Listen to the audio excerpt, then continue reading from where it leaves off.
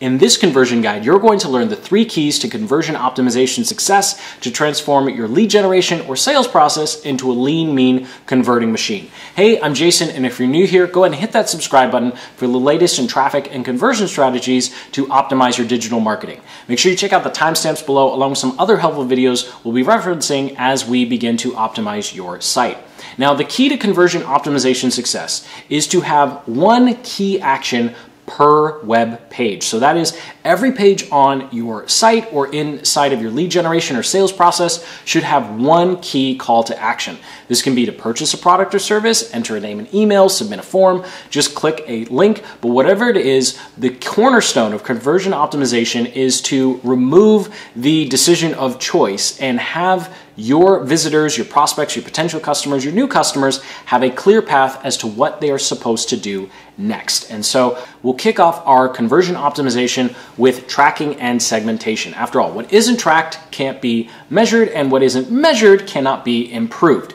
And yes, that's a cliche, but in this particular conversion guide, we'll be going through this basic sales funnel diagram. Your sales funnel might look a little different, but these principles will apply to pretty much any lead generation and sales process. And of course, the first thing we need to do is make sure that we are tracking every place our traffic is coming from. Now, the good news is you don't need any fancy software to do this. All you need is Google Analytics and the power of UTM codes. Now, I'll link up in the cards in the description to a video that takes a super deep dive, everything you need to know to setting up UTM codes. But what you need to know is when you create special tracking links, you will be able to tell Google Analytics, you'll be able to tell Google Analytics exactly where the traffic came from, what campaign the traffic belonged to, and maybe even most importantly, the specific blog post, YouTube video, tweet, Facebook post, or Google ad or Facebook ad that the traffic came from. And so if you were to do one thing out of everything with conversion tracking, it would be beginning to track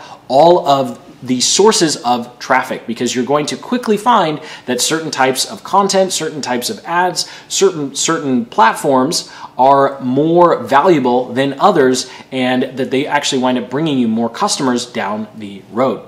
Now, the second step to segmentation, once you understand where all your traffic is coming from, is actually segmenting your funnel itself, because we actually want one traffic source per landing page. And so if you're generating leads, you're trying to grow your email list, or you're driving them to a key page on your website, you don't want your lead generation or sales funnel process to look like this. You actually want it to look like this. Now, is it a bunch of extra work? Of course it is. We'll get to split testing in the next section.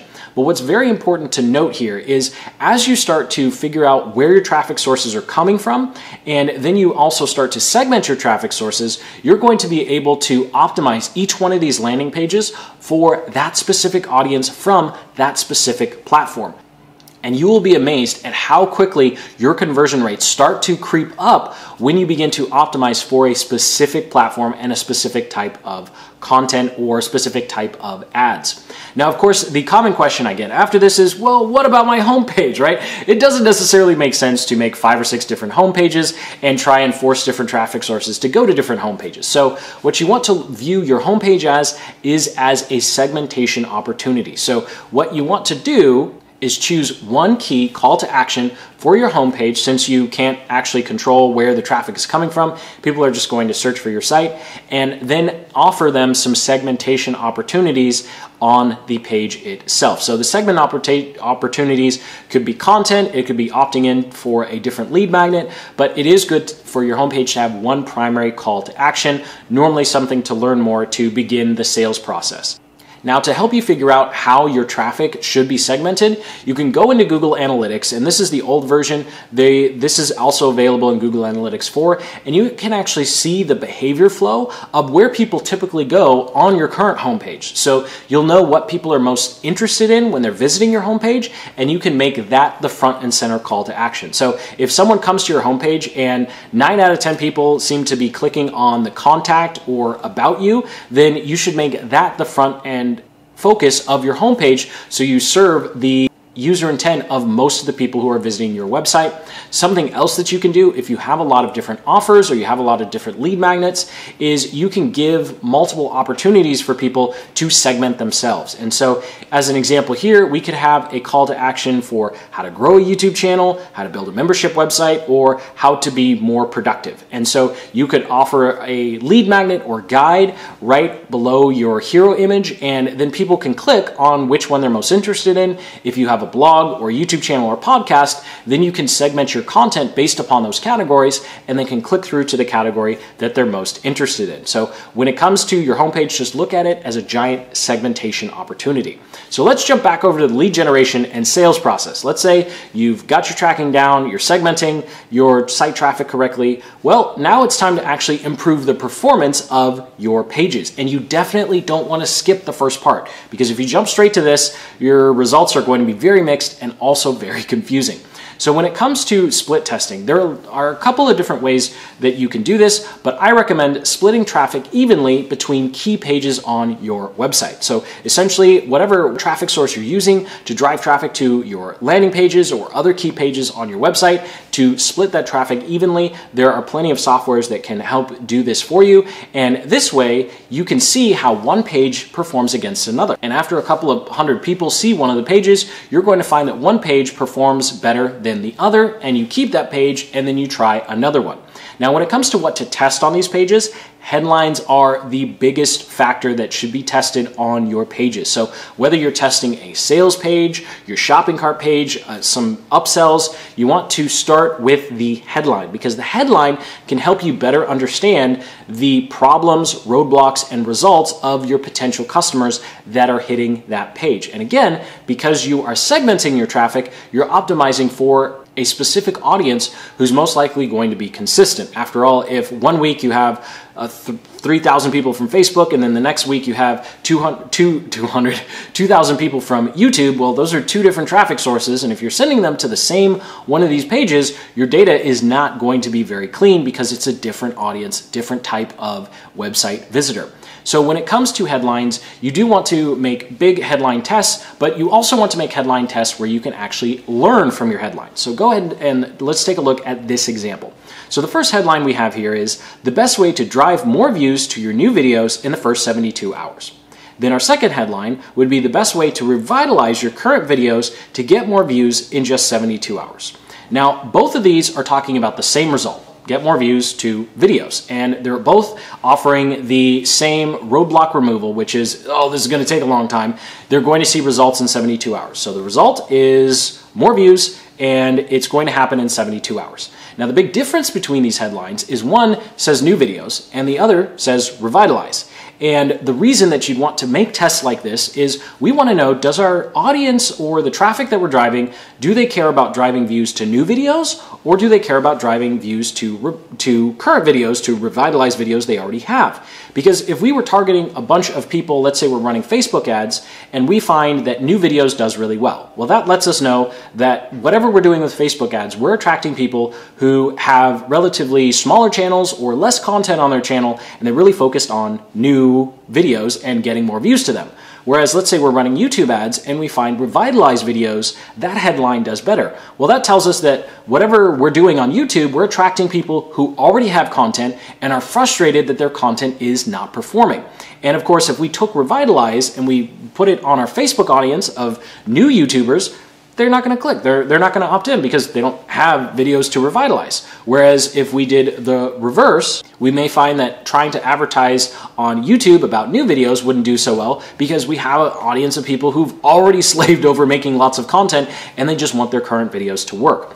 And this is why it's so important to make sure that you have big tests and that you don't just test little changes with your headlines. You make big enough tests where you can actually better understand who is coming to your website. So just as a quick example here, let's say we have revitalized videos and we have new videos. We run our test and we find out the new videos headline does better. So we take down the revitalized headline and then we try a new headline. We run the test again and we find the new headline beats our original, and then we run a test again. And so you're just going to constantly test over and over and over again, and the more you test And the bigger your tests and the more you make sure that you understand what you're actually testing in terms of results or roadblocks or type of prospect, you're going to get closer and closer to that sweet spot where you're getting a good conversion rate. Now, of course, a good conversion rate differs in every single niche and industry, although I will say if you're above 25% on your landing page, you're doing pretty well, except, of course, if you're doing Google Ads, you're going to probably have opt-in rates less than 10%.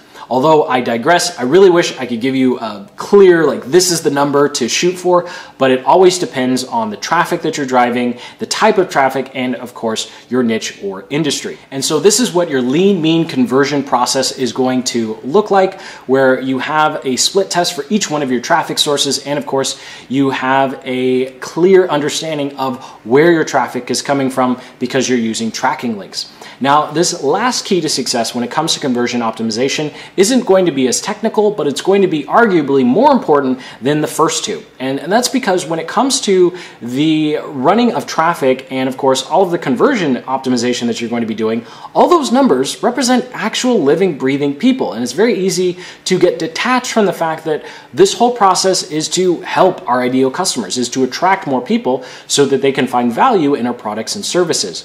And to better understand why customers chose our product or service versus everything else that's out there is to use a framework from the book Demand Size Sales called the demand point. So I'll actually link up in the cards and the description to a video that takes a much deeper dive on this and that really explains why this is so critical to your marketing messaging. It's a talk from Ryan Singer, who works at Basecamp, and it is an absolutely phenomenal breakdown. We'll actually borrow one of the examples from the book and that talk when we go through this. But the difference between looking at demand point and supply point is the traditional way is supply point, where you're looking at your product category, you're looking at your competitors, and you're focused on how your product helps people. Whereas demand point completely removes your product and asks the question, what is the situation your ideal customer is in right now that is causing them to look for your product in the first place? So what we want to do is focus on what are our ideal prospects' problems and what are their experiences and what do they need before we think about our actual product or service. Now I realize there's a little pie in the sky, so let's go ahead and use a candy bar example taken straight out of the book and the talk that I'm linking up in the cards in the description. Just want to be clear that this is not original with this example. So we all know that there are tons of different types of chocolate bars, and as someone who's not a big chocolate person, they all kind of taste the same to me. I know that's kind of sacrilegious. It's like saying Coke tastes the same as Pepsi, but I digress. So let's say we have Snickers on one hand and we have Milky Way on the other. Well, if we're looking at the product side or product demand side, they're both chocolate bars, so they probably would both be after the same ideal customer. They're positioned at the same place in the checkout at a supermarket or gas station, and they seem to provide the same, end benefit.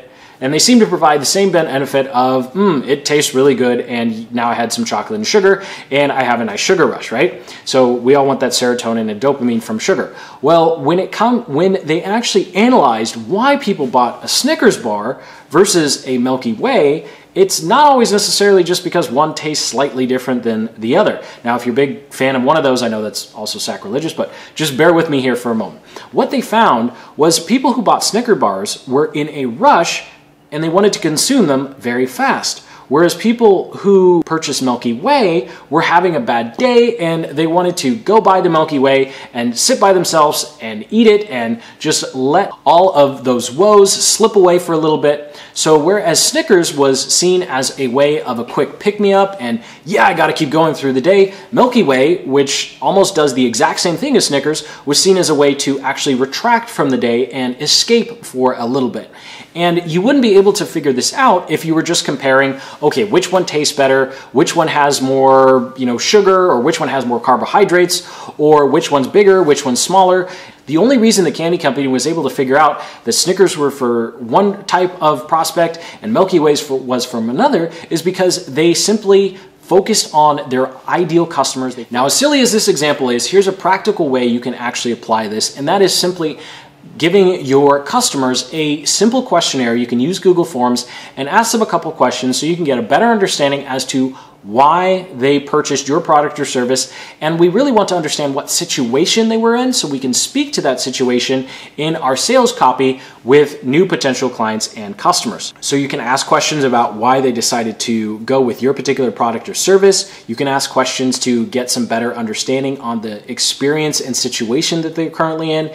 And of course, you can ask questions about what they expected your product to deliver or do and where it actually fell short on those expectations. So thank you so much for watching. Sincerely hope you got some value out of this video. Most importantly, you're ready to go with optimizing your conversions. Again, I'll link up in the description to a video by Ryan Singer from Basecamp, who takes a much deeper dive on this last concept because it really is critical to better understanding who your ideal customers actually are. And of course, this will help throughout your entire optimization because your copy will be just that much better. Hit that like button, subscribe for more conversion optimization guides just like this one, as well as other marketing videos. And until the next, keep building the business you love.